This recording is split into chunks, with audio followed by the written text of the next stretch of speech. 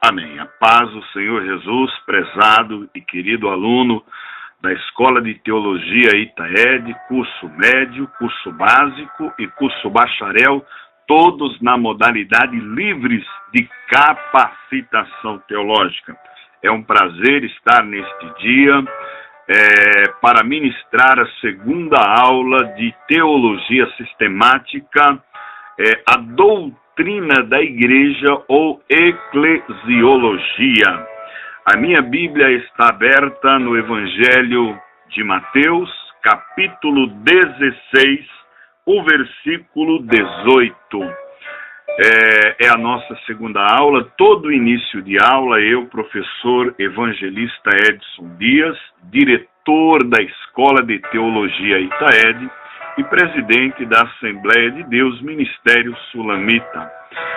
Faço uma breve apresentação. A minha formação secular, eu sou formado em administração de empresas, bacharel em ciências contábeis, especialista pós-graduado em finanças empresariais, MBA em planejamento tributário, sou professor do ensino superior em duas grandes universidades na cidade de São Paulo e presto consultoria.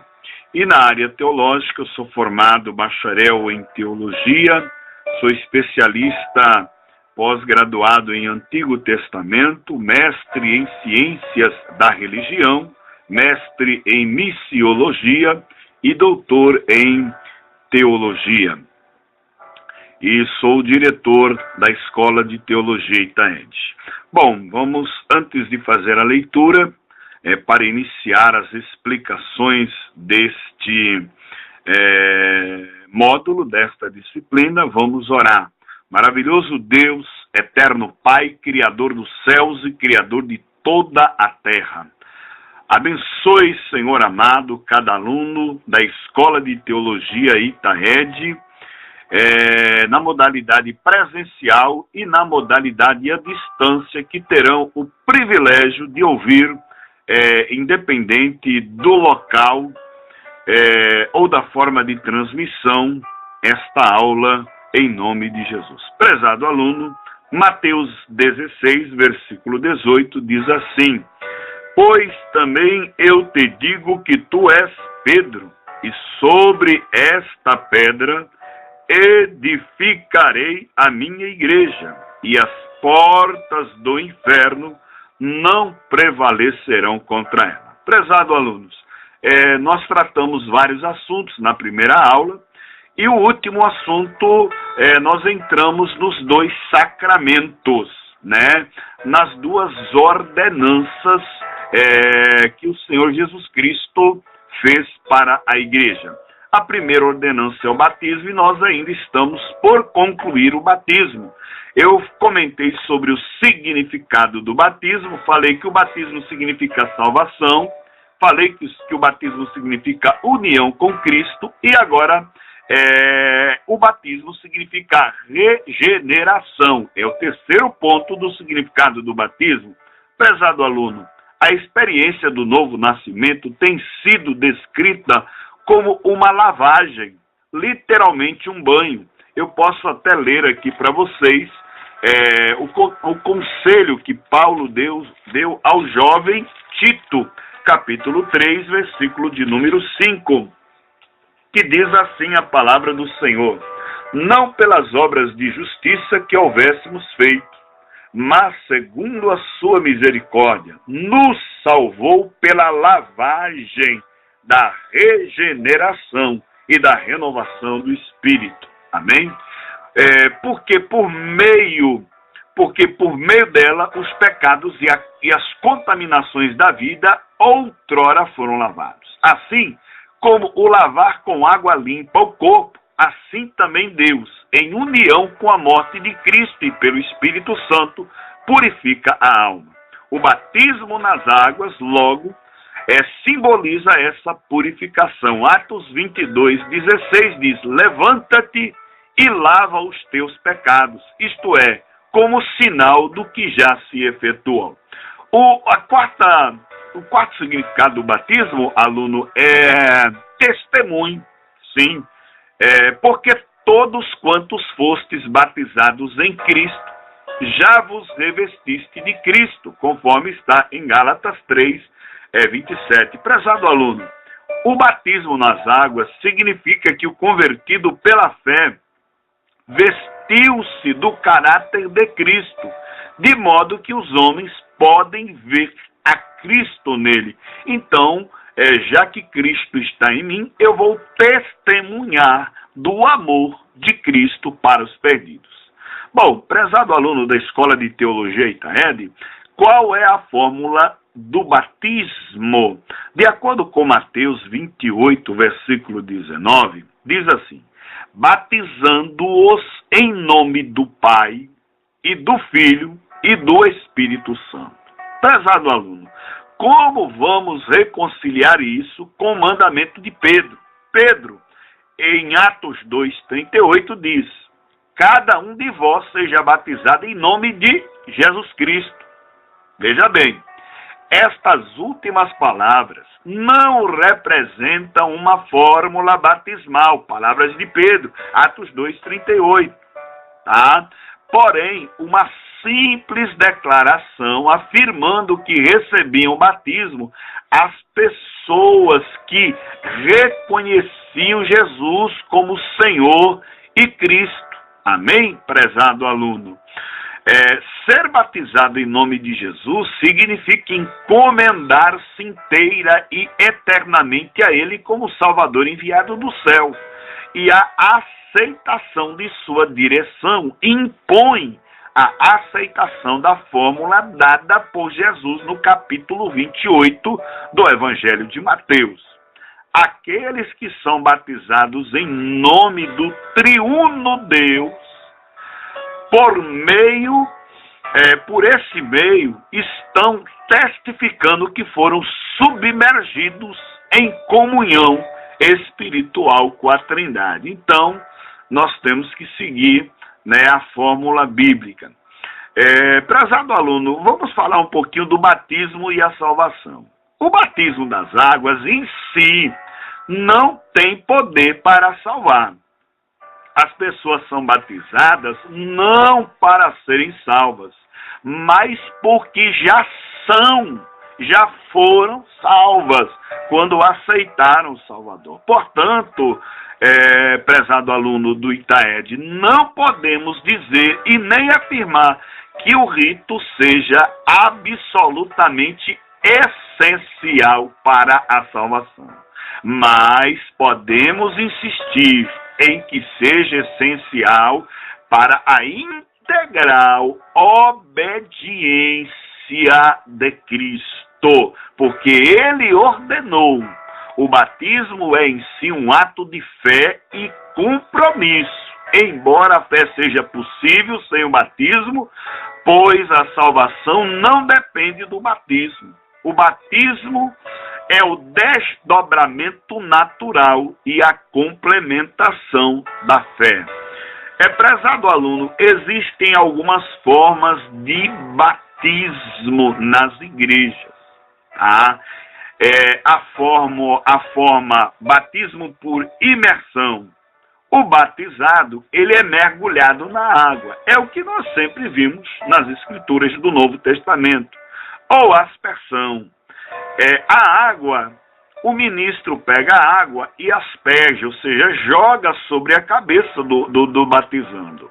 E também é fusão. A água é derramada sobre a cabeça do batizando.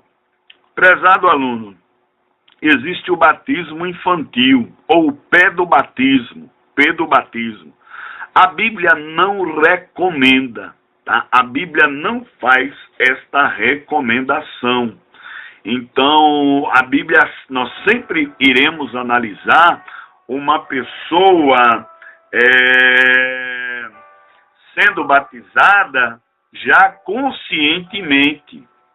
Amém, prezado e querido aluno? A Bíblia não recomenda o batismo de infantes.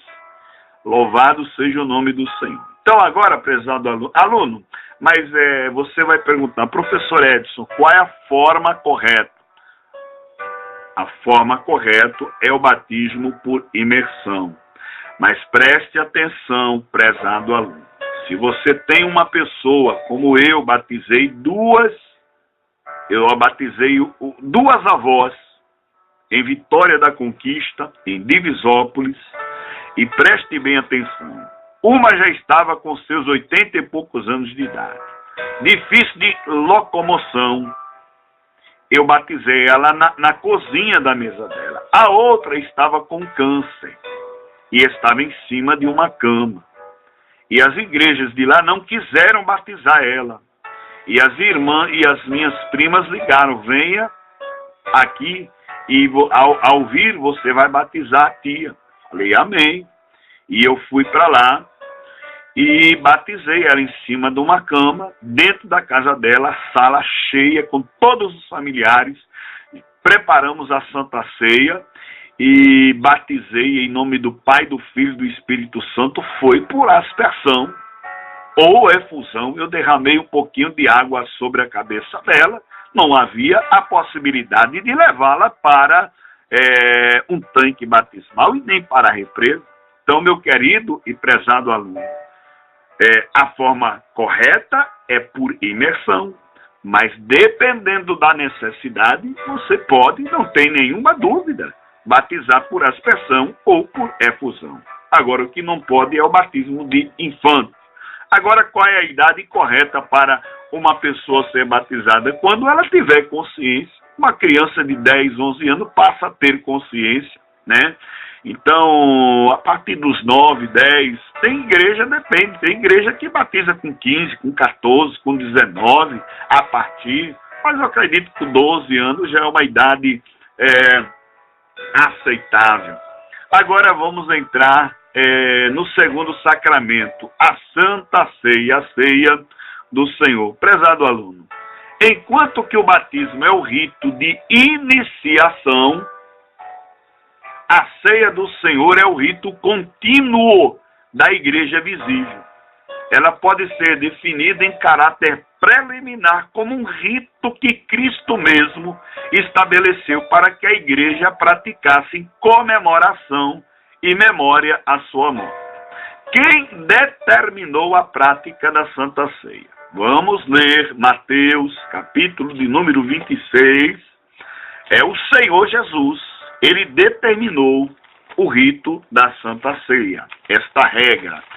A minha Bíblia está sendo folheada e aberta em Mateus 26, versículo 26 até o 28, que diz assim, lendo: enquanto comiam, Jesus tomou o pão e abençoou, o partiu e deu aos discípulos e disse: tomai, comei, isto é o meu corpo. E tomando o cálice e dando graças, deu-lhe dizendo: bebei dele todos, porque isto é o meu sangue, o sangue do Novo Testamento, que é derramado por muitos para a remissão dos pecados. Ainda,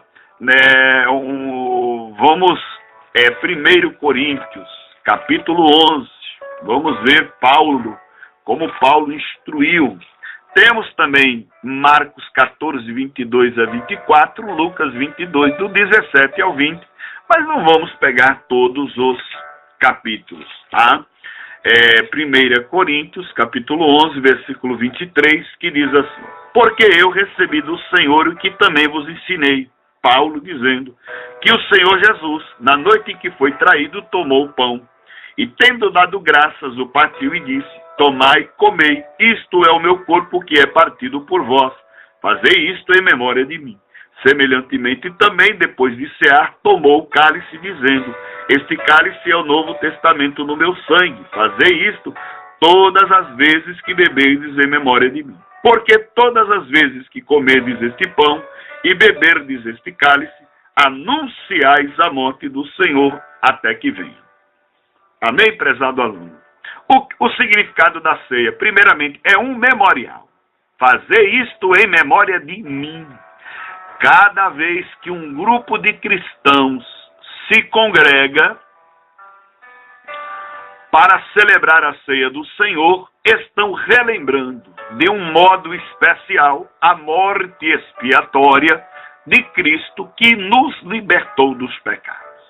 Por que recordar a sua morte mais do que outro evento de sua vida? É uma pergunta. Porque a morte de Cristo foi o evento culminante de seu ministério e porque fomos salvos por causa da morte dele. Não meramente por sua vida e seus ensinos, embora sejam divinos, mas por seu sacrifício expiatório. Além disso, simboliza nossa dependência do Senhor e nossa ligação vital com Ele. E também fortalece a unidade dos crentes dentro da igreja e aponta para a sua segunda vinda. Amém, prezado aluno? Fazer isto até que venha. O que a Santa Ceia ensina? Primeiramente, a ceia do Senhor é uma lição objetiva que expõe alguns fundamentos do Evangelho. Primeiro, a encarnação. Ao participar do pão, ouvimos o apóstolo João dizer: e o verbo se fez carne e habitou entre nós. João 1,14. Ouvimos o próprio Senhor declarar: porque o pão de Deus é aquele que desce do céu e dá vida ao mundo. João 6,33. Segundo lugar, a expiação. Mas as bênçãos incluídas na encarnação nos são concedidas mediante a morte de Cristo. O simbolismo do pão, aluno da Escola de Teologia Itaed, partido, é que Cristo, o pão vivo da vida, é morto e sua vida é distribuída entre os espiritualmente famintos. O vinho derramado nos diz que o sangue de Cristo, o qual é sua vida, deve ser derramado na morte a fim de que seu poder purificador e vivificante possa ser outorgado às almas necessitadas. Amém? Então, a ceia do Senhor significa encarnação, expiação e agora segurança. Vamos lá. Um terceiro aspecto da ceia do Senhor diz a respeito da segurança de nossa salvação. Este cálice é o testamento no meu sangue. Tá? De acordo com 1 Coríntios, capítulo 11, versículo 25. Prezado aluno, nos tempos antigos, a forma mais solene de aliança era o pacto de sangue, que era selado ou firmado com sangue sacrificial. A aliança feita com Israel no Monte Sinai foi um pacto de sangue. Depois que Deus expôs as suas condições e o povo as aceitou, Moisés tomou uma bacia cheia de sangue e aspergiu a metade sobre o altar do sacrifício, significando esse ato que Deus se havia comprometido a cumprir a sua parte do convênio. Em seguida, ele aspergiu o resto do sangue sobre o povo, Moisés, comprometendo-o desse modo a guardar também a sua parte no contrato. De acordo com Êxodo, capítulo 24, versículo 3 a 8. Prezado aluno, a nova aliança firmada por Jesus é um pacto de sangue. Deus aceitou o sangue de Cristo, portanto, comprometeu-se por causa de Cristo a perdoar e salvar a todos os que vierem aí. Então, aluno, o sangue de Cristo é a divina garantia. A nossa parte nesse contrato é crer na morte expiatória de Cristo. De acordo com Romanos, vamos ler Romanos, capítulo de número 3.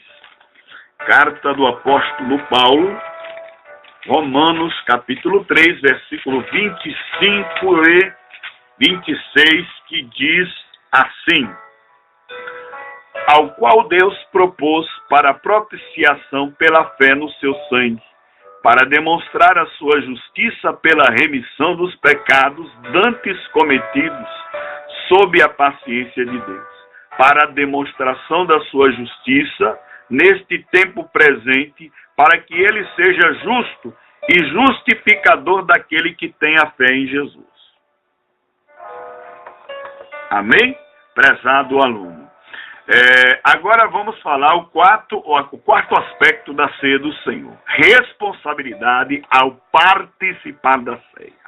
Quanto à questão da responsabilidade, analisaremos dois aspectos. Primeiro, aluno, quem deve ser admitido ou excluído da mesa do Senhor? Quem é que pode participar e quem não pode participar, né? Prezado aluno, sendo o relacionamento espiritual entre o crente como indivíduo e o Senhor, aqueles que querem ser participantes devem crer genuinamente em Cristo, embora não se possa fazer nenhuma restrição. O comungante deve ser maduro o suficiente para ser capaz de discernir o corpo do Senhor. Paulo, ele deixa muito claro, 1 Coríntios, capítulo de número 11, versículo 29. Porque o que come e bebe indignamente, come e bebe para a sua própria condenação, não discernindo o corpo do Senhor.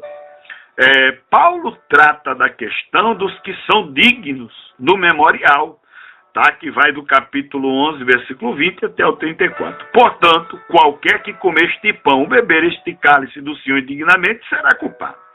Outro ponto, aluno, quem deve ministrar a ceia do Senhor? As Escrituras fornecem pouca orientação sobre a questão de quem deve ministrar a ceia do Senhor. O que aparece nos relatos dos evangelhos e nos relatos de Paulo é que a ceia do Senhor foi confiada à igreja e, pelo que se presume, deve ser ministrada por ela, entendendo que seja justo que as pessoas escolhidas e empossadas pela igreja para supervisionar e dirigir seus cultos também supervisionem a ceia do Senhor, ou seja, pastor, evangelista, presbítero, bispo, apóstolo e por aí afora, missionário. Os elementos da Santa Ceia, prezado aluno. Os elementos são o pão e o suco da uva, ou vinho, né?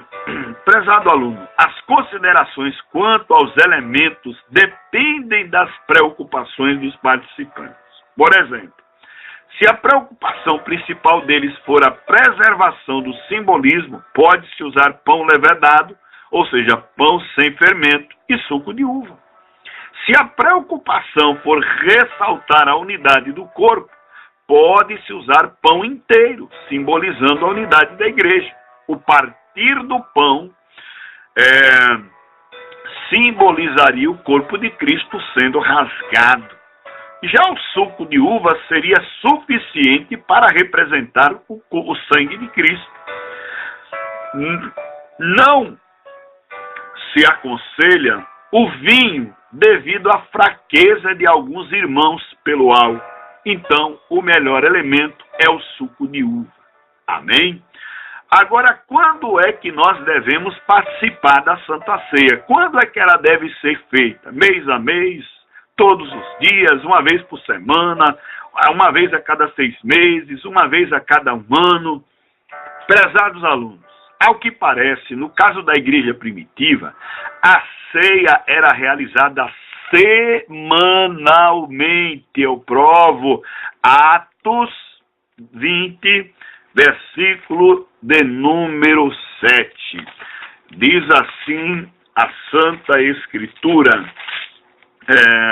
no primeiro dia da semana, domingo, ajuntando-se os discípulos para partir o pão, a ceia, Paulo, que havia de partir no dia seguinte, falava com eles e alargou a prática até a meia-noite. Amém?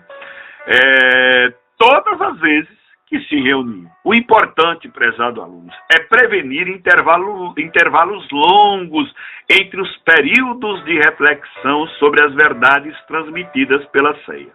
Mas não com tanta frequência. Também não precisamos fazer a Santa Ceia com muita frequência. Amém? Que a torne tão trivial ou comum que nos submetamos ao processo sem de fato pensar no seu significado. Amém?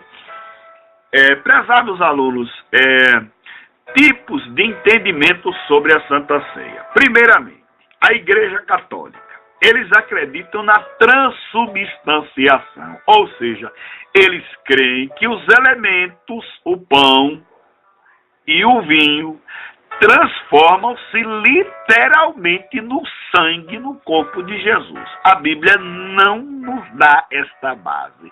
É um símbolo, é em memória. Agora, o ponto de vista luterano, que vem de Martinho Lutério, período da Reforma, 1400 e pouco, 1500, ele ensinava a consubstanciação, ou seja, ele ensinava que o corpo e o sangue de Cristo estavam presentes, misturados aos elementos. É uma espécie de transubstanciação. É quase a mesma ideia da Igreja Católica. Mas, prezado aluno, esse ponto de vista, embora seja ensinado por Lutero, ele não tem base bíblica. Agora, o terceiro ponto, que é o ponto que nós adotamos, o ponto de vista calvinista. Presença espiritual. Cristo se faz presente, nada mais, nada menos. Ou seja, só a presença dele no ambiente da ceia já é muita coisa. Aluno, nomes da Santa Ceia no Novo Testamento. Tá? 1 Coríntios 11, 20 diz a ceia do Senhor. 1 Coríntios 10, 21 diz a mesa do Senhor.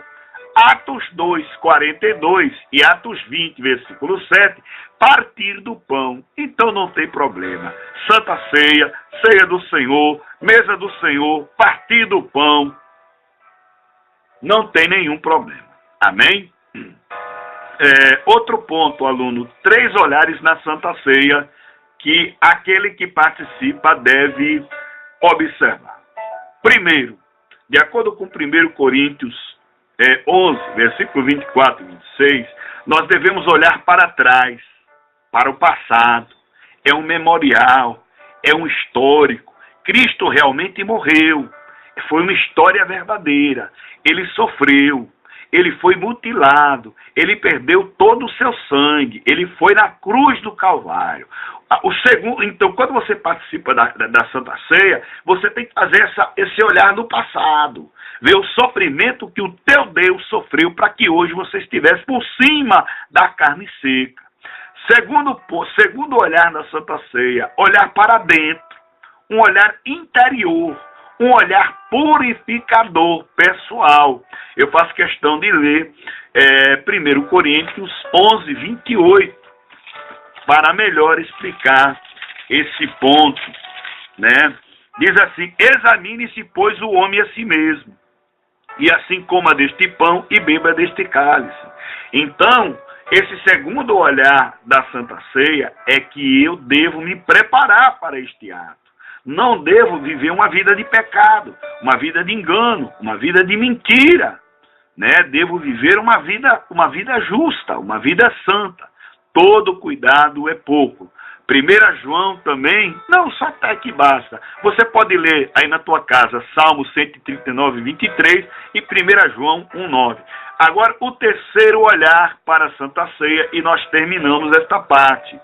Olhar para frente, olhar para o futuro. 1 Coríntios 11, versículo 26 diz: porque todas as vezes que comerdes este pão e beberdes este cálice, anunciais a morte do Senhor até que ele venha. Ou seja, quando eu participo da Santa Ceia, eu penso na volta de Jesus, eu penso em morar com Jesus lá no céu, eu penso que ele vai bradar nas nuvens, a trombeta vai soar e eu vou ser arrebatado. É assim que eu tenho que pensar. Amém, prezado e nobre e digno aluno da Escola de Teologia Itaede. Bom, nós vamos dar continuidade. Porém, vamos entrar agora em outro assunto da eclesiologia ou da doutrina da igreja. É a nossa segunda aula. Vamos tratar agora, prezado aluno, do culto na igreja. Amém? Vamos lá. O culto público. O culto público, de acordo com o historiador Robert Hastings Nichols, era realizado pelo povo conforme o Espírito movesse as pessoas. Robert ensinava: As pessoas oravam a Deus e davam testemunhos e instruções espirituais. Cantavam os salmos e também os hinos cristãos, os quais começaram a ser escritos no primeiro século.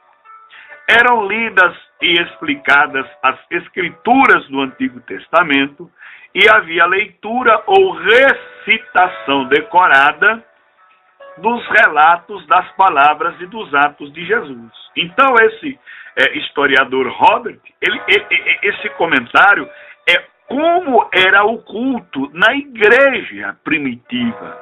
Então, prezado aluno, quando os apóstolos enviavam cartas às igrejas, a exemplo das epístolas do Novo Testamento, essas cartas também eram lidas.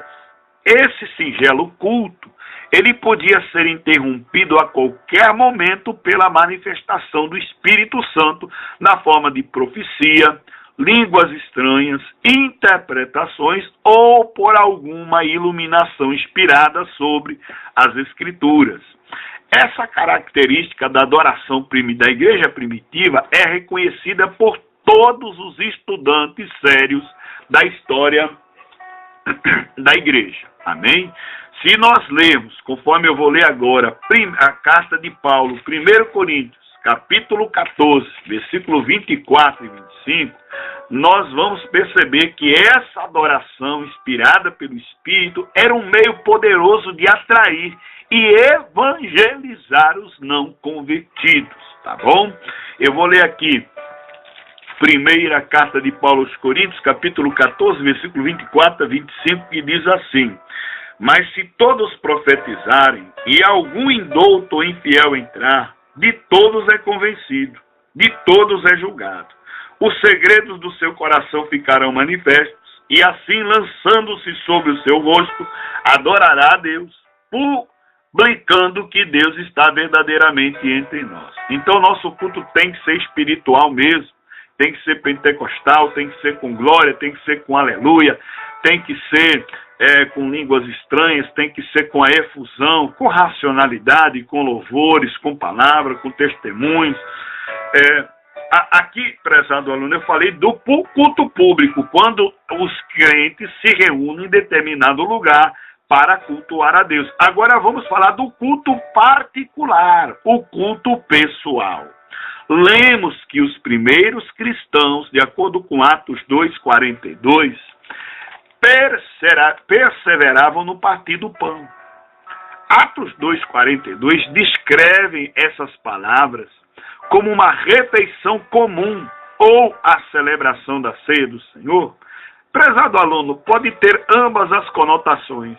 Se reuniam para comer, momento de comunhão, ou também para participar da Santa Ceia. É possível que houvesse acontecido o seguinte: no princípio, a comunhão dos discípulos entre si era tão unida e vital que tomavam suas refeições em comum. Hoje em dia é difícil. Ao sentarem-se à mesa para pedir a bênção de Deus sobre o alimento, vinha-lhes a lembrança a última Páscoa de Cristo, e assim essa bênção sobre o alimento espontaneamente se estendia em culto de adoração. Dessa forma, aluno, em muitos casos é difícil dizer se os discípulos faziam uma refeição comum ou participavam da comunhão. A vida e a adoração a Deus estavam intimamente relacionadas naqueles dias. Hoje é uma correria, é um frenesi, é um corre para lá, todo mundo, ninguém tem tempo, né? Ninguém tem tempo para tomar um café na casa do outro. Porém, muito cedo, os dois atos, o partir do pão e a ceia do Senhor, foram distinguidos, foram separados, de forma que o segundo se tomou a ordem do culto, a Santa Ceia, né? Em determinado dia, os cristãos reuniam-se para comer uma refeição sagrada de comunhão, conhecida como a festa de amor, a qual era uma refeição alegre e sagrada, simbolizando o amor fraternal. Todos traziam as suas provisões e delas participavam todos em comum. Isso daí, prezado aluno, você pode analisar em 1 Coríntios, capítulo de número 11, versículo 21, e versículo 22. Paulo já pegava pesado por causa dessa falta de partir do pão. Diz lá: porque comendo cada um, toma antecipadamente a sua própria ceia, aquilo que ele havia levado. E assim um tem fome e outro embriaga-se. Não tendes, porventura, casa para comer e para beber, ou desprezais a igreja de Deus e envergonhais os que nada têm? Que vos direi, louvar-vos-ei, e nisto não vos louvo. Amém, prezado aluno? Então, Paulo censura o egoísmo daqueles que comiam seus alimentos sem distribuí-los entre os pobres que estavam ali na reunião. Ao terminar a festa, aí sim eles celebravam a ceia e já estavam embriagados, né? Pelo que Paulo diz. Na igreja de Corinto, alunos, alguns se embriagavam durante o ágape, durante a ceia, e participavam do sacramento nessa condição indigna. Mais tarde, no primeiro século, a ceia do Senhor foi separada do ágape, dessa festa fraternal, e a celebração na manhã do dia do Senhor. Amém? Então agora vamos falar sobre a organização e as formas de governo da igreja. Amém? Aluno da Escola de Teologia Itaed. Prezado aluno, é evidente que o propósito do Senhor era que houvesse uma sociedade de seus seguidores, que comunicasse o seu evangelho aos homens e os representasse no mundo. Mas ele não moldou nenhuma organização ou plano de governo. Ele não estabeleceu nenhuma regra detalhada. Eu vou apresentar alguns tipos de estruturas organizacionais usadas pelas diversas igrejas existentes no século XXI, desde o século XIX, século XX e atual século XXI. Na realidade, os defensores das várias formas do governo da igreja concordam que Deus é ou possui a autoridade final sobre a organização. Os pontos em que diferem estão em suas concepções de como ou por meio de quem ela expressa ou exerce essa autoridade. Amém, prezado aluno? Então, Deus só estabeleceu duas coisas: a Santa Ceia e o batismo, como regra. A forma de organizar a igreja, de começar o culto, o andamento do culto. Prezado alunos, nós podemos aprender com a Deus é Amor, com o Evangelho Quadrangular, com as Assembleias de Deus. Eu sou assembleiano, gosto muito do rito das assembleias. Hoje em dia as assembleias começam com 2, 3 hinos da harpa, outras assembleias já começam com um grupo de louvor. Então, aquilo que Deus colocar paz no seu coração, você vai organizar a sua a congregação. Assim como o corpo vivo se adapta ao meio ambiente, semelhantemente ao corpo vivo de Cristo foi dada liberdade, aluno, para escolher as suas próprias formas de organização, segundo as suas necessidades e circunstâncias. Naturalmente, a igreja não era livre para seguir nenhuma manifestação contrária aos ensinos de Cristo ou à doutrina apostólica. Qualquer manifestação contrária aos princípios das Escrituras é corrupção. Prezado aluno, durante os dias que se seguiram ao Pentecoste, os crentes praticamente não tinham nenhuma organização e por algum tempo faziam os cultos em suas casas e observavam as horas de oração no templo. Eu faço questão de abrir a minha Bíblia em Atos, capítulo 2, versículo 46, que diz assim: e perseverando unânimes todos os dias no templo e partindo o pão em casa, a ceia em casa, comiam juntos com alegria e singeleza de coração. Isso foi completado pelo ensino e comunhão apostólicos. Vamos lá. A organização da igreja, no início, se originou das seguintes causas. Porque houve a necessidade de organizar a igreja. Qualquer coisa sem organização é um caos. Primeiro, oficiais da igreja foram escolhidos para resolver as emergências que surgiam. Amém? Inclusive, foram separados diáconos. Atos, capítulo 6, versículo de 1 a 5, diz assim: ora, naqueles dias, crescendo o número de discípulos, houve uma murmuração dos gregos contra os hebreus, porque as viúvas eram desprezadas no ministério cotidiano. E os 12, convocando a multidão dos discípulos, disseram: não é razoável que nós deixemos a palavra de Deus e sirvamos as mesas. Escolhei, pois, irmãos, dentre vós 7 varões de boa reputação, cheios do Espírito Santo e de sabedoria, os quais constituamos sobre este importante negócio. Mas nós perseveraremos na oração e no ministério da palavra. E este parecer contentou a toda a multidão, e elegeram Estevão, homem cheio de fé e do Espírito Santo, e Filipe, e Prócoro, e Nicanor, e Timão, e Parmenas, e Nicolau, prosélito de Antioquia. E os apresentaram ante os apóstolos, e estes, orando, lhes impuseram as mãos. Amém, prezado aluno? A segunda causa da organização da igreja. A possessão de dons espirituais separava certos indivíduos para a obra do ministério.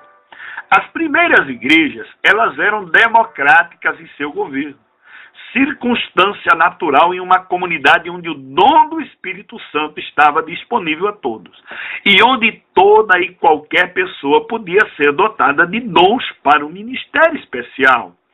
É verdade, aluno, que os apóstolos e anciãos presidiam as reuniões e a seleção dos obreiros, mas tudo se fez em cooperação com a igreja. Não existia uma hierarquia estabelecida.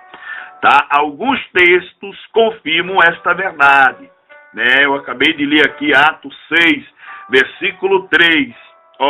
E escolhei, pois, irmãos, dentre vós 7 varões de boa reputação, cheios de Espírito Santo e de sabedoria, os quais constituamos sobre este importante negócio. E aí, vamos para outro. Atos capítulo 15, versículo 22. Vamos ver. Então pareceu bem aos apóstolos e anciãos com toda a igreja. Olha a participação da igreja nas tomadas de decisões. Novamente, então pareceu bem aos apóstolos e aos anciãos, com toda a igreja, eleger varões dentre eles e enviá-los com Paulo e Barnabé a Antioquia, a saber, Judas, chamado Barsabás, e Silas, varões distintos entre os irmãos. Olha só, vamos ler. Carta de Paulo, 1 Coríntios, é engraçado, né? Hoje em dia, algumas igrejas aí, elas tomam conta de tudo, o clero. E quando é igreja familiar, é uma praga. É complicado, mas está falando praga a igreja de Deus, professor evangelista Edson Dias? Não, a forma como administram igreja familiar, da mesma maneira que existe a empresa familiar. A igreja, quando tem a família como dono, é só Jesus para ter misericórdia. Primeira carta de Paulo aos Coríntios, capítulo 16, versículo 3. E quando tiver chegado, mandarei os que por carta aprovados, para levar a vossa dádiva a Jerusalém. Amém? Prezados alunos, tem vários textos, tá? Pelo que se lê em Atos 14, 23 e Tito 1:5, poderá entender-se que Paulo e Barnabé nomearam anciãos sem consultar a igreja. Mas historiadores eclesiásticos de responsabilidade afirmam que eles os nomearam da maneira usual, pelo voto dos membros da igreja. Por isso que eu sou a favor que a igreja participe das tomadas de decisão. A igreja não são o dono da igreja, o pastor, o evangelista, o presbítero. Vemos claramente, aluno da Escola de Teologia Itaede, que no Novo Testamento não há apoio para uma fusão das igrejas em uma máquina eclesiástica governada por uma hierarquia. Nos dias primitivos não havia nenhum governo centralizado abrangendo toda a igreja. Isto é o que acontece agora. Cada igreja local era autônoma e administrava seus próprios negócios com liberdade. Naturalmente, os 12 apóstolos eram muito respeitados por causa de suas relações, com Cristo, e exerciam certa autoridade. Se você pegar o capítulo todo de 15 de Atos dos Apóstolos, você vai perceber. Paulo exercia certa supervisão sobre as igrejas gentílicas. Entretanto, essa autoridade era puramente espiritual e não uma autoridade oficial, tal como se outorga numa organização. Amém, prezado aluno? Embora cada igreja fosse independente da outra, quanto à jurisdição, as igrejas do Novo Testamento mantinham relações cooperativas umas com as outras. Eu faço questão, Romanos capítulo 15, versículo 26. Porque pareceu bem a Macedônia e a Acaia. Aqui fala-se de igrejas, não é? A igreja que estava na Macedônia e a igreja que estava na Acaia. Porque pareceu bem a Macedônia e a Acaia fazerem uma coleta para os pobres dentre os santos que estão em Jerusalém. Prezado aluno, isso que aconteceu na igreja primitiva, eu creio que Deus pode fazer um rebuliço para que a igreja volte a fazer coleta, não para comprar templo, não para comprar casa pastoral, não para comprar cadeira, mas para ajudar aqueles que precisam. Tá bom? E o versículo 27. Isto lhes pareceu bem, como devedores que são para com eles. Porque se os gentios foram participantes dos seus bens espirituais, devem também ministrar-lhes os temporais. Então havia comunhão de uma igreja para com outra, tá bom? Tem vários versículos, você pode ler depois, carta de Paulo, 2 Coríntios, capítulo 8, 19, Gálatas 2, 10, Romanos 15, 1, 3 João, versículo 8. Prezados alunos, nos séculos primitivos, as igrejas locais, embora nunca lhes faltasse o sentimento de pertencerem a um só corpo, eram comunidades independentes e com governo próprio, que mantinham relações umas com as outras. Que coisa bonita, né? Hoje em dia é cada um para o seu lado. Não por uma organização política que as reunisse todas elas, mas por uma comunhão fraternal mediante visitas de delegados, intercâmbio de cartas e alguma assistência recíproca indefinida na escolha e consagração de pastores. Amém? Então nós estamos aí estudando a administração das igrejas. Outro ponto. Vamos apresentar agora, prezados alunos da Escola de Teologia Itaed, os vários modelos de organização da igreja.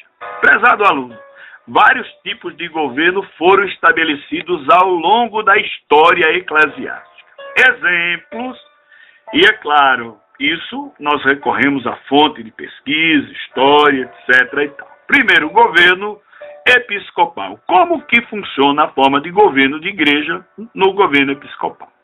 Na forma episcopal de governo da igreja, a autoridade reside no bispo. Há vários graus de episcopado, ou seja, há variações quanto ao número de níveis de bispo.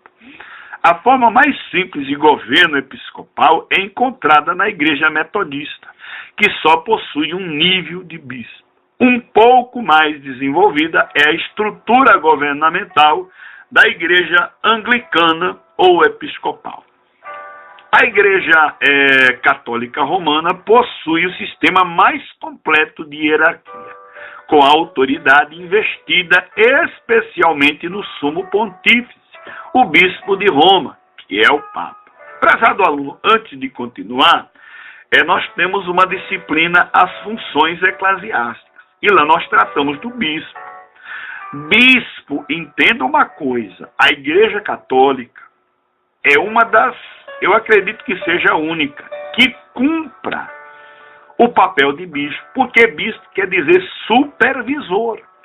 O bispo supervisor, ele está numa determinada igreja, tomando conta daquela igreja, só que ele, sob a responsabilidade dele, as filiais de determinada região estão sob a responsabilidade dele.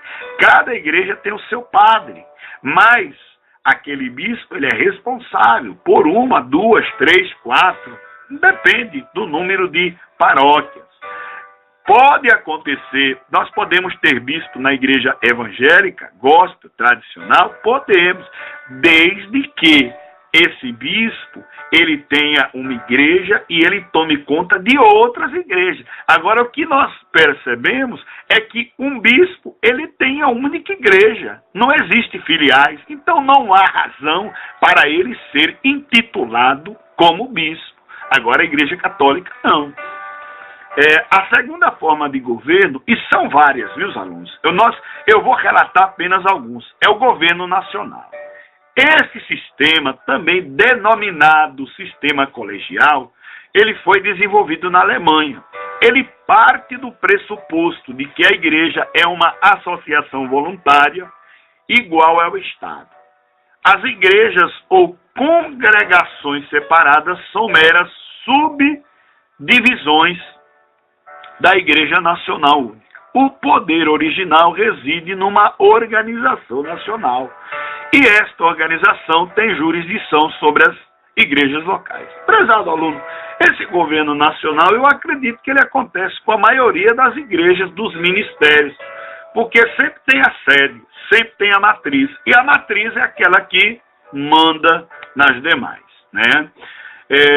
A maioria das igrejas, Assembleia de Deus, Deus é Amor, tem esse sistema de governo nacional, sempre tem uma sede e vai abrindo filiais, e as filiais elas se submetem à autoridade da sede. A ideia desse sistema é esse.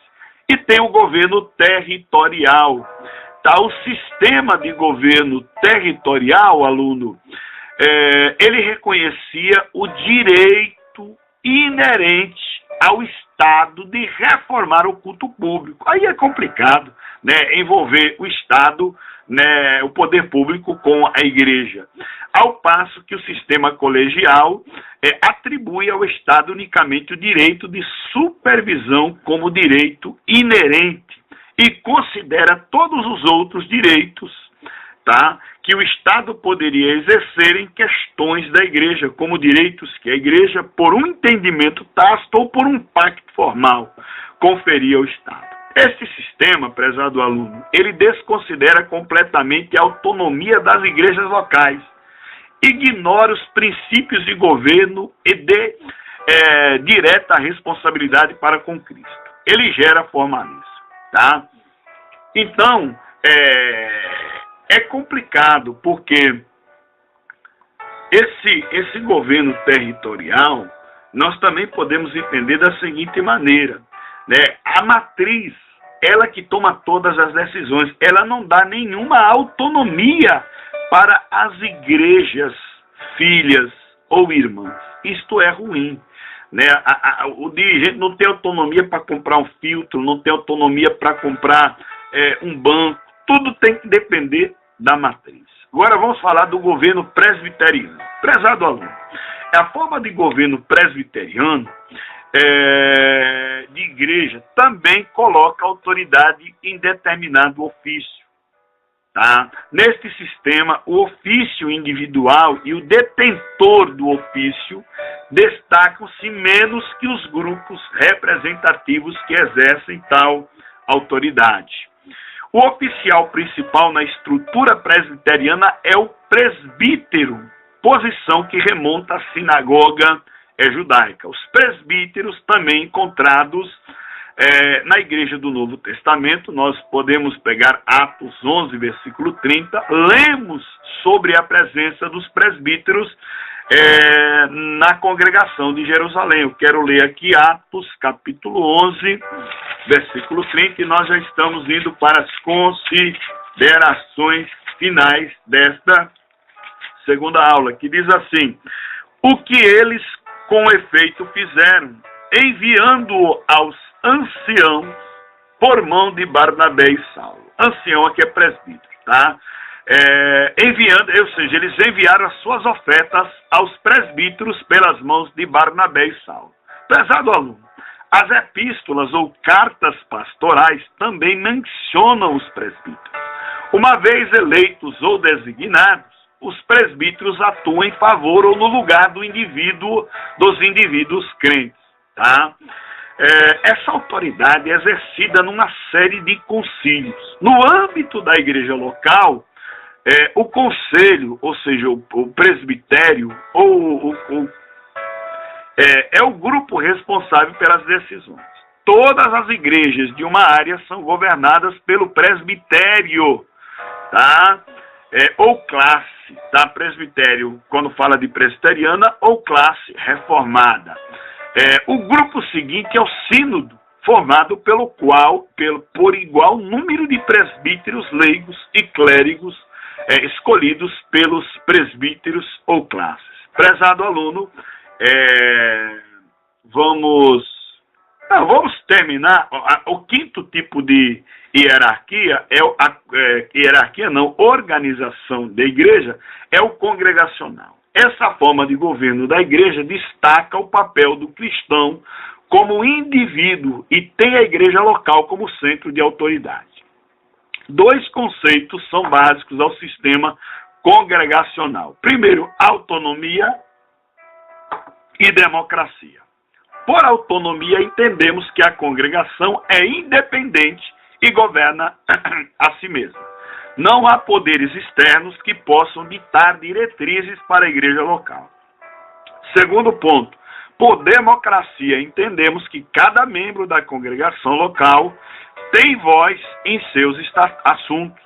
São os indivíduos da congregação que possuem e exercem autoridade. Aluno da Escola de Teologia Itaed.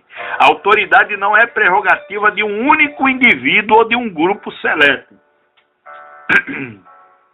Entre as principais denominações que praticam a forma de governo congregacional estão os grupos batistas, congregacionais e boa parte dos grupos luteranos. Eu acho uma bênção. Prezados alunos, chegamos ao fim da segunda aula de Teologia Sistemática, Doutrina da Igreja. Não é história da igreja, é eclesiologia. Na próxima aula, nós iremos continuar trabalhando o assunto sobre os oficiais da igreja. Mas lembre-se, será apenas uma palhinha, porque há uma disciplina chamada Funções Eclesiásticas, em que nós trabalhamos todos os cargos detalhadamente. E aí vamos terminar a nossa segunda aula. Como sempre, prezado aluno da Escola de Teologia Itaed, continue orando pela Escola de Teologia Itaed, pelo professor Edson Dias. Eu sou o reitor ou diretor da Escola de Teologia Itaed, e que o nosso Deus possa continuar abençoando e que muitos alunos tenham acesso à educação teológica, à educação cristã. E como sempre, eu termino esta aula com a oração e eu impetro a bênção apostólica. Maravilhoso Deus, em nome do Senhor Jesus, muito obrigado pela segunda aula do módulo Teologia Sistemática, Doutrina da Igreja, Eclesiologia.